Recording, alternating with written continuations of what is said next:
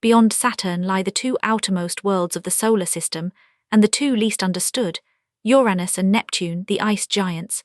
For most of the 20th century they were lumped in with Jupiter and Saturn as gas giants, but they are now recognized as a distinct class of planet, smaller, colder, and built from fundamentally different stuff.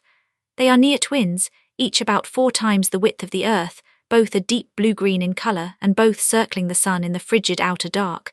And they share one more humbling distinction: they are the only class of planet in the solar system never to have been orbited. Everything we know from close at hand about either world comes from a single spacecraft, Voyager II, which swept past Uranus in 1986 and Neptune 1989, and then flew on, out of the solar system forever. Almost every number in this chapter, therefore, carries larger uncertainties than its counterpart for the inner giants, and several of its facts are really best guesses, awaiting a return that has not yet come. The word that defines them, ice, is a chemist's term, and a misleading one, for there is little frozen about their interiors. Jupiter and Saturn are in bulk, some 9/10 hydrogen and helium, resembling miniature stars. Uranus and Neptune are dominated instead by heavier compounds, water, ammonia and methane, wrapped in only a thin outer skin of hydrogen and helium. In planetary science, these compounds are called ices because they condense at the intermediate temperatures of a forming planetary system, but deep inside the ice giants, they are nothing of the kind. They are hot, dense, electrically charged fluids at thousands of degrees. The signature of the class is written in their density. Both worlds are markedly denser than Saturn, and denser even than Jupiter, not because they are more tightly squeezed, for their lesser mass means gentler interior pressures, but because they are simply made of heavier material, rich in oxygen, carbon and nitrogen rather than the light gases. A high density achieved at low mass is the defining fingerprint of an ice giant. In their bulk numbers, the two are close cousins with a curious reversal. Uranus is the larger, at about 4 Earth radii across, but the lighter, at some 14.5 Earth masses. Neptune is very slightly smaller yet distinctly heavier, at about 17 Earth masses, so Neptune is the denser and more compact of the pair. Both spin rapidly, turning once in roughly 16 to 17 hours, and both are flattened by that spin into visibly oblate spheroids. But here the great caveat of ice giant science must be stated plainly.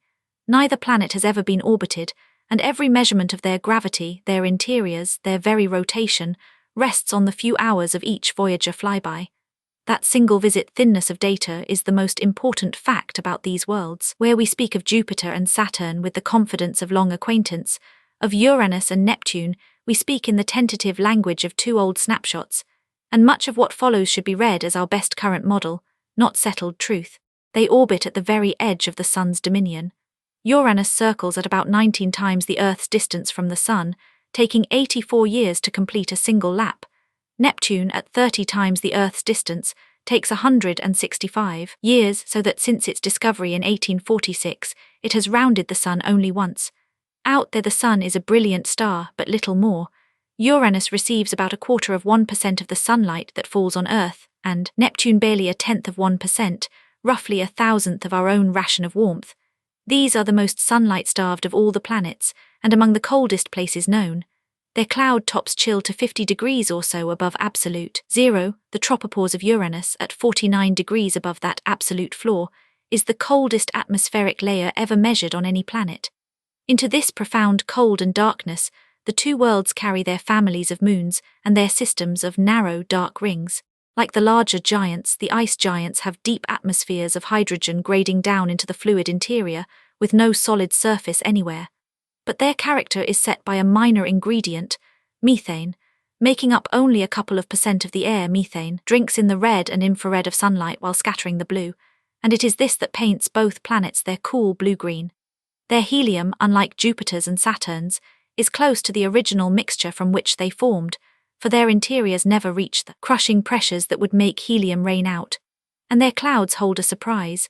The topmost deck is built not of ammonia, as on Jupiter, but of hydrogen sulfide, the gas of rotten eggs, so that the visible air of these worlds is richer in sulfur than in nitrogen, the reverse of the inner giants.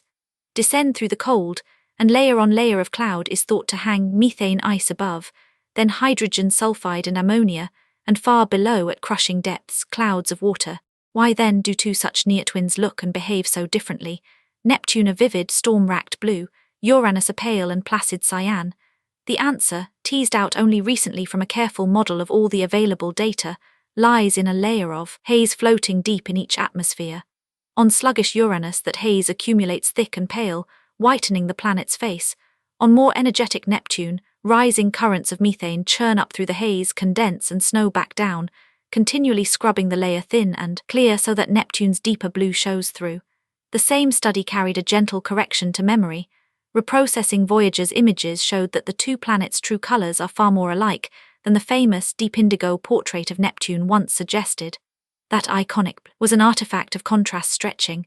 The real Neptune is only modestly bluer than its paler twin. Even the planet's dark spots, Neptune's great storms, turn out to be not holes in the cloud but local clearings in that same deep haze. For all their feeble sunlight, both planets are swept by ferocious winds, and here they pose one of their sharpest riddles. The winds blow backwards at the equator, against the planet's spin, and forwards at high latitudes, and they reach staggering speeds.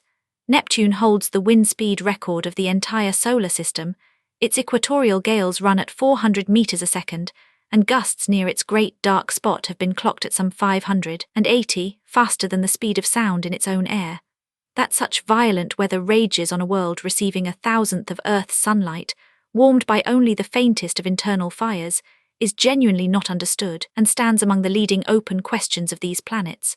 The winds seem confined to a thin outer skin of weather, no more than 1,000 kilometers deep, a shallow racing veil over a vast and quiet interior. Uranus carries the strangest posture of any planet.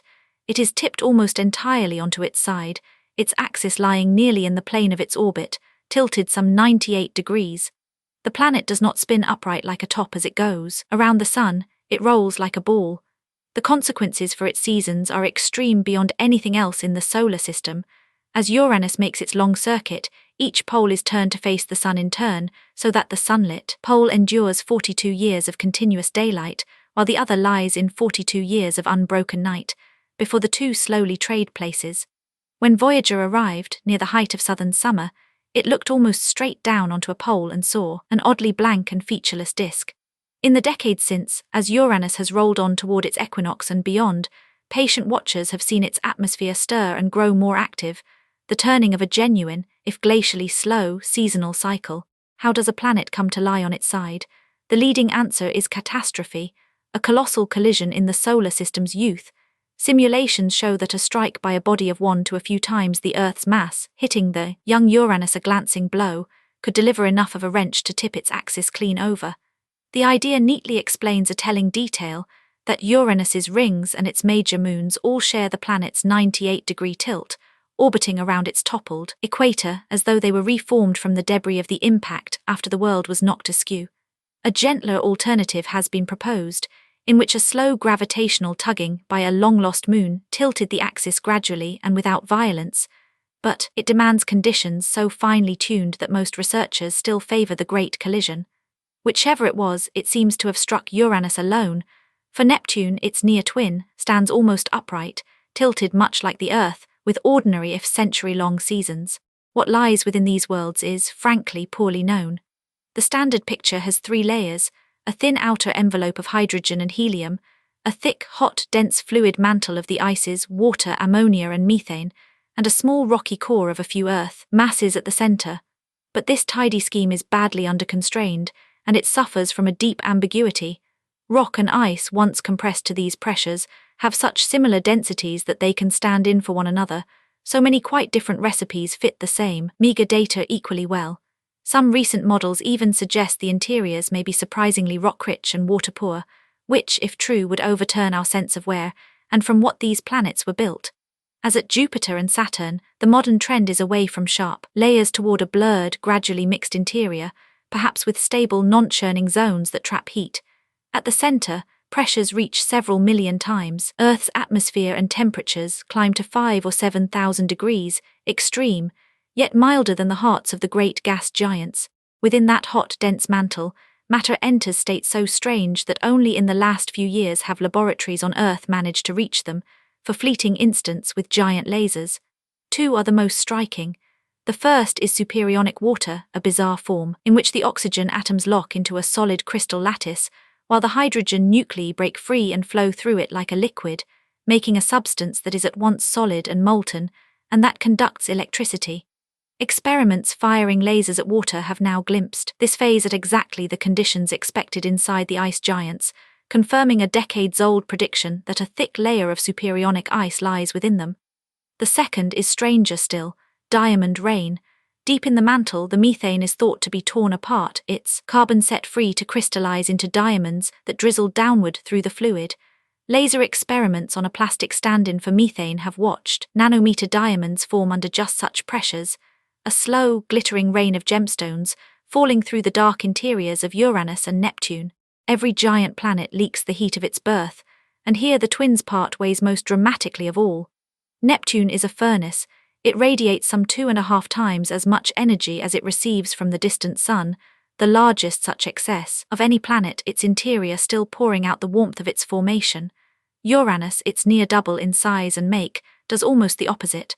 For 30 years the Voyager data showed Uranus to be nearly in balance, giving off scarcely more heat than the trickle of sunlight it absorbs, a cold heart where Neptune has a hot one, and one of the deepest puzzles in planetary science. How can two such similar worlds differ so? The favoured answer is that something inside Uranus, perhaps a stable, layered interior, a legacy of that ancient impact, traps its inner heat and lets it escape only with agonizing slowness.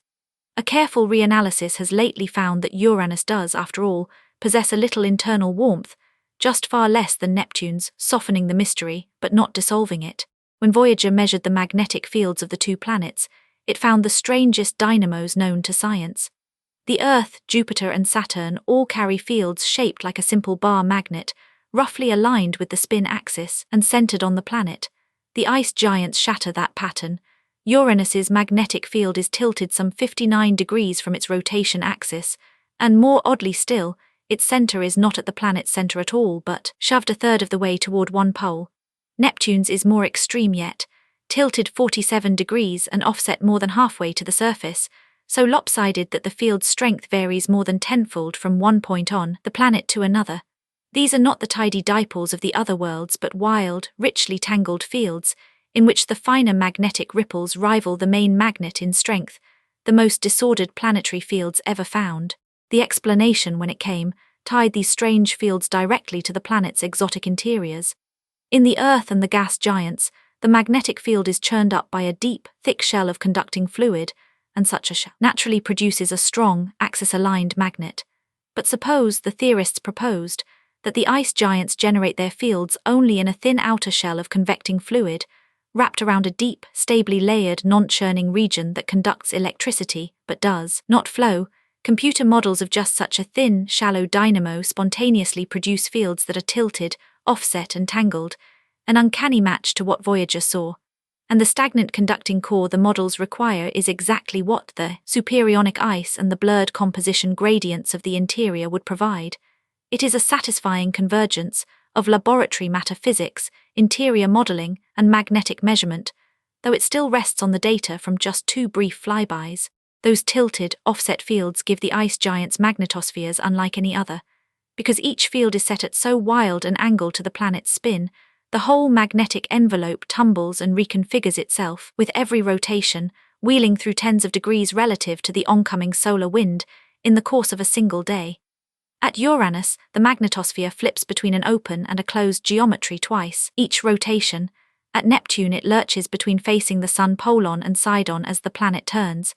Voyager glimpsed auroras at both worlds, and because the fields are so skewed, Neptune's appeared in strange places far from its rotational poles, a peculiarity only fully understood decades after the flyby. Nowhere else in the solar system is a planet's magnetic realm so violently stirred by the planet's own turning. The ice giants keep families of moons as strange as themselves. Uranus has 5 major moons, orbiting obediently around its toppled equator, and the most astonishing of them is little Miranda, the innermost, a world barely 500 kilometers across whose surface Voyager found to be a bewildering patchwork of mismatched terrains, grooved ovals and chaotic ridges jammed against ancient cratered plains, as though the moon had been shattered and clumsily reassembled. It carries, in a scarp called Verona Rupes, a cliff up to 20 kilometers high, the tallest known precipice in the solar system, a drop from which a fall would last minutes. Stranger still, a recent reworking of the Voyager data hints that the larger Uranian moons may each hide a briny ocean, tens of kilometers deep, beneath their icy shells, which would make the Uranus system a cluster of buried ocean worlds, and a prize well worth the long journey to reach. Neptune's retinue is dominated by a single great moon, Triton, and Triton is almost certainly a captive. It circles Neptune backwards, against the planet's spin on a steeply tilted path, an orbit no moon could have been born into, and a clear sign that Triton was seized by Neptune's gravity long ago, a wanderer from the icy Kuiper belt beyond. Voyager found it a marvel, a young, barely cratered surface at just 38 degrees above absolute zero, the coldest surface ever measured anywhere, wrapped in a wisp of nitrogen air, its face patterned in a strange dimpled cantaloupe texture found nowhere else. And most wonderful of all, it is alive. Voyager caught geysers of nitrogen gas and dark dust erupting some 8 kilometers into the sky, and streaks of their fallout combed downwind across the ice. A captured world from the solar system's frozen frontier, active and possibly ocean-bearing, Triton was a preview, glimpsed in 1989, of the dwarf planets that lay waiting still further out. All of this, every close measurement of 2 entire worlds, we owe to one spacecraft. Voyager II, launched in 1977, remains to this day the only craft ever to have visited either ice giant, reaching Uranus in January 1986 and Neptune in August 1989, on the last legs of its grand tour of the outer planets. At Uranus, it swept within about 80,000 kilometers of the cloud tops. At Neptune, its course was bent to skim just 5,000 kilometers above the North Pole, the closest it came to any planet in its entire voyage, deliberately so that Neptune's gravity would sling it downward for a farewell encounter with Triton. 12 years into its mission, 4.5 hours by radio from home, the little probe performed flawlessly at the edge of the known solar system, and then sailed on into the dark between the stars, where it travels yet. What those 2 encounters returned still astonishes. At Uranus, Voyager measured the atmosphere and the tilted field, found 10 new moons and 2 new rings, and delivered the shock of Miranda's tortured surface. At Neptune, it discovered 6 more moons, confirmed the planet's faint rings, including their strange, clumpy bright arcs, which by rights should have spread out and dispersed within a few years, yet somehow endure, and captured the great dark spot, an Earth-sized storm driving the fastest winds in the solar system, which had simply vanished by the time the Hubble telescope looked a few years later. It pinned down Neptune's fierce internal heat and its lopsided field, and then at Triton, found the geysers erupting into the frigid sky, 2 brief flybys, a single trajectory past each world, no lingering, no return, and yet a treasure of discovery that scientists are still mining nearly 4 decades on, and that only underscores how much these worlds still keep hidden. The ice giants are the last great unvisited frontier of the solar system's planets, and the scientists who set the priorities for exploration have named a return the single most important new flagship mission of the coming decade. The favored concept is Uranus Orbiter and Probe, a craft that would drop an instrumented capsule to fall through the planet's atmosphere, tasting its gases directly for the first time, and would then settle into years of orbit, mapping the planet, its rings and its 5 moons at last from close and steady range. A companion study imagines a mission to Neptune and Triton. Such a journey is long. Launched in the early 2030s and flung outward by Jupiter's gravity, a Uranus orbiter would not arrive until the mid-40s, after a cruise of some 15 years. But the questions it would answer are exactly the ones this chapter has left open: the true composition, the interior, the rotation, the heat, and the origin of the tilt and of the strange field. There is a further reason to go, one that reaches far beyond our own solar system. When astronomers survey the planets circling other stars, the single most common kind they find is not a Jupiter, nor a small rocky world like ours, but a planet of roughly the size of Uranus and Neptune, a body between the Earth and the giants, the very type our own 2 ice giants represent. And yet these worlds, the commonest planetary size in the galaxy, are also among the least understood. In our own backyard, 2 entire planets, each visited exactly once for a few hours, by a spacecraft designed in the early 1970s. Almost everything we have said of them is provisional, drawn from those 2 old snapshots and the patient work of models and laboratories in the decades since. Uranus and Neptune are not merely the last planets of the solar system, they are a standing invitation to return, to orbit, and to read at last the secrets of the most common worlds in the universe.